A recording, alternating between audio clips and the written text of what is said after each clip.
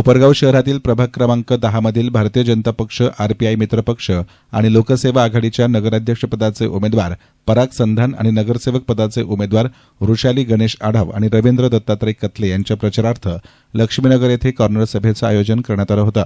या कॉर्नर सभेच्या अध्यक्षस्थानी गोरख कडू होते, तर प्रमुख पाहुणे म्हणून सहकार महर्षी शंकरराव कोल्हे कारखान्याचे चेअरमन युवा नेते विवेक कोल्हे, माजी नगराध्यक्ष संजय सातभाई, राजेंद्र शिंदे, पंचायत समितीचे माजी सभापती सुनील देवकर, बबलू वाणी, विजय आढाव, संतोष गंगवाल, सलीम पठाण, रवींद्र रोहमारे, विवेक सोनवणे, तुषार पोटे आदींसह प्रभागातील उमेदवार, भाजप मित्रपक्षाचे पदाधिकारी, कार्यकर्ते मोठ्या संख्येने हजर होते। याप्रसंगी युवा नेते विवेक कोल्हे, पराग संधान आणि संतोष गंगवाल यांनी मनोगत व्यक्त केली। परिचित असलेले सलीमभाई पठाण आणि त्यांची सर्व टीम या ठिकाणी आमिरनी छोट्या खानी भाषण दिलं, परंतु अतिशय चांगल्या पद्धतीने त्यांनी बोलला। पुढची पिढी सलीमभाई तयार होती, काळजी करू नका।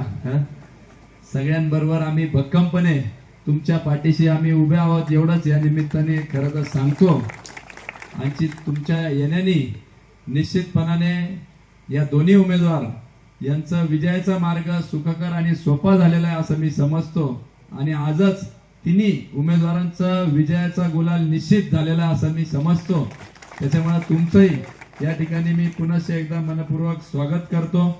मला कल्पना आहे तुम्हाला घेऊन येण्याकरता अनेक लोक या ठिकाणी प्रयत्नशील होते, काही उपस्थित आहे, काही नाही आहे। आणि सगळेच उपस्थितांचं बरेच सगळीच मंडळी दिसत आहे, शरद भाऊ दिसत आहे, मी सगळ्यांचा नाम उल्लेख करत नाही, उशीर झालेला आहे। आपल्याला सगळे प्रश्न माहिती आहे, मतदान फक्त आपल्याला करायची बाकी आहे। कारण की हे आता दुसऱ्यांदा परीक्षा चालू आहे, आपल्याला सगळ्या 4-4 वेळेस 6-6 वेळेस भेटलेले आहे। महिलांवर तर विशेष त्या ठिकाणी लक्ष आमच्या सगळ्याच उमेदवारांचं आहे।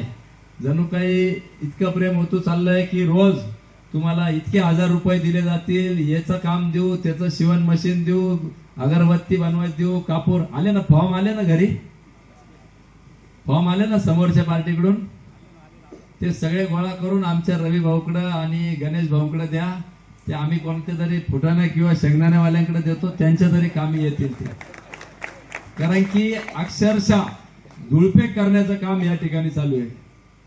अनेकदा विरोधक येता आणि भाषण देता, मला तर हसू येतं कधी कधी। आमदार महोदय त्या ठिकाणी येता, सत्य आमच्या ताब्यात द्या, विकास काय असतो आम्ही ते करून दाखवतो। कळत नाही मला नेमकी काय कोणतं औषध घेतात काय मला कल्पना नाही। सत्ता आहे कोणाच्या ताब्यात? गेल्या कित्येक वर्ष या ठिकाणी सत्ता तुमच्या ताब्यात आहे। आमचे अनेक युवक या ठिकाणी उपस्थित आहे, वयाच्या 40 गाठलेले जे लोक आहेत त्यांना 18व्या वर्षी म्हणजे 22 वर्षापूर्वीपासून त्यांना मतदानाचा अधिकार मिळालेला आहे। या 21-22 वर्षामध्ये 16 वर्षाहून अधिकचा काळ आमदार म्हणून त्या ठिकाणी काळ्या परिवाराकडे राहिलेला आहे। अगदी मधला फक्त 5 वर्ष अपवाद सोडला आणि ही टर्म संपली तर म्हणजे 20 वर्ष, या 25 वर्षामध्ये सत्ता ही काळ्याकडे राहिलेली आहे। आणि आजही ते वल्गना करता की या ठिकाणी तुम्ही आम्हाला सत्ता द्या आणि विकास काय असतो आम्ही ते दाखवून देतो। मला हास्यास्पद वाटतं, आज जर त्यांचे आकडे बघितले 3000 कोटी 4000 कोटी, मी सहज हिशोब लावला, इंजिनियर असल्यामुळं भागिले केलं, आपली लोकसंख्या केली तर प्रत्येकाला त्या ठिकाणी 1.5 लाख रुपये पेक्षा जास्त रुपये आपल्याला मिळाले असते। इतका खर्च त्यांनी या तालुक्यामध्ये केलेला आहे असं त्यांचं म्हणणं आहे।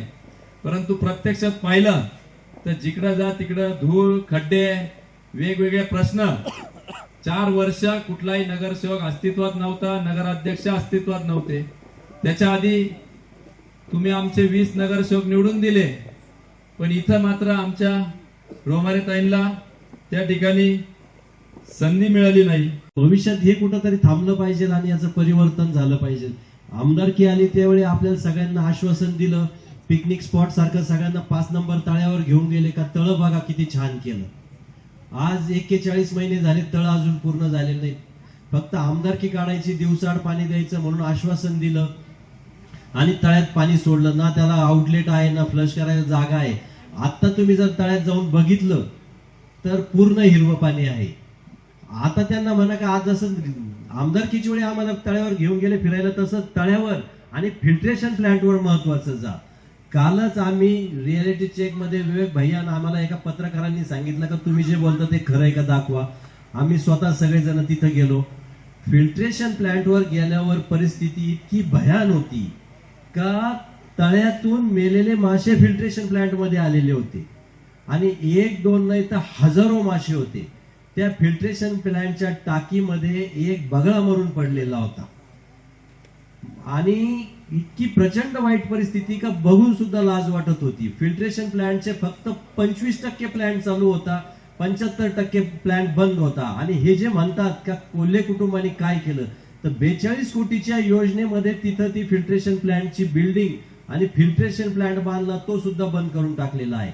तिथं जे कर्मचारी आहे ते सुद्धा 12वी पास झाले. काल आम्ही त्यांची बाईट घेतली पण नको कोणाच्या नोकरीवर गादा यायला म्हणून आम्ही ती बाहेर काढली नाही. आता संतोष भाऊंनी सांगितलं का करोड दरवर्षी खर्च करतो. 1 लाख रुपये पर डेचा खर्च आहे फिल्ट्रेशन प्लांटवर.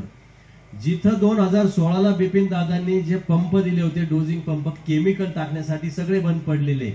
पाणी फिल्टर चालू झालं का त्याच्यात तुरटी हे बाकीचे केमिकल सोडायचे. ज्याच्या नशिबात असेल त्याला ते स्वच्छ पाणी येतं नाही तर त्याचा वास येतो.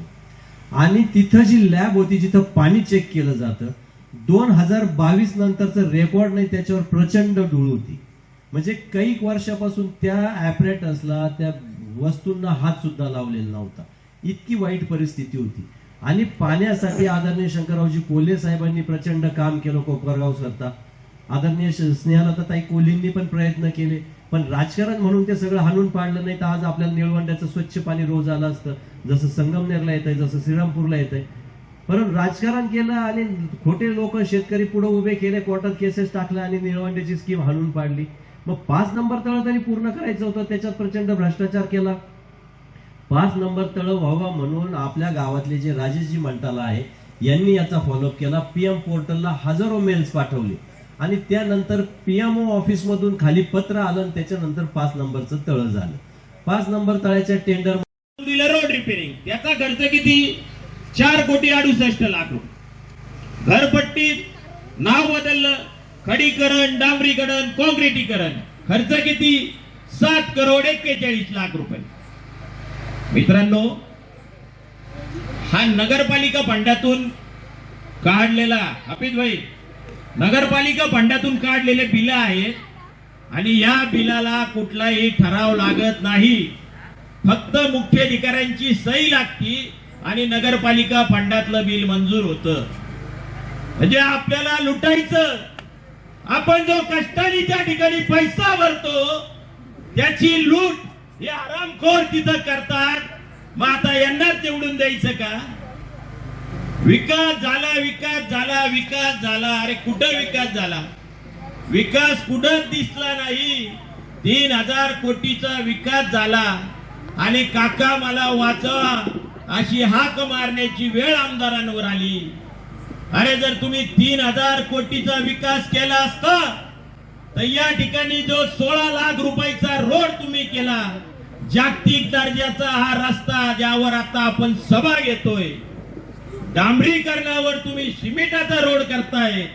वाह मित्रांनो, हा भ्रष्टाचार इतका वाढलेला आहे. याचं 1 महिन्याचं बिल आपल्याला सांगतो. हाच सांगितलं मी. सगळं माहितीच्या अधिकारात कोपरगावचा कोपरा आमच्याकडे भेटेल. कोणाला जर संपर्क करायचा असेल तर निश्चित माझ्या संग करा. त्यात मग आरोग्य असेल, पाणी पुरवठा असेल, विद्युत असेल, गटरी असेल, बांधकाम असेल, सगळे माझ्याकडे.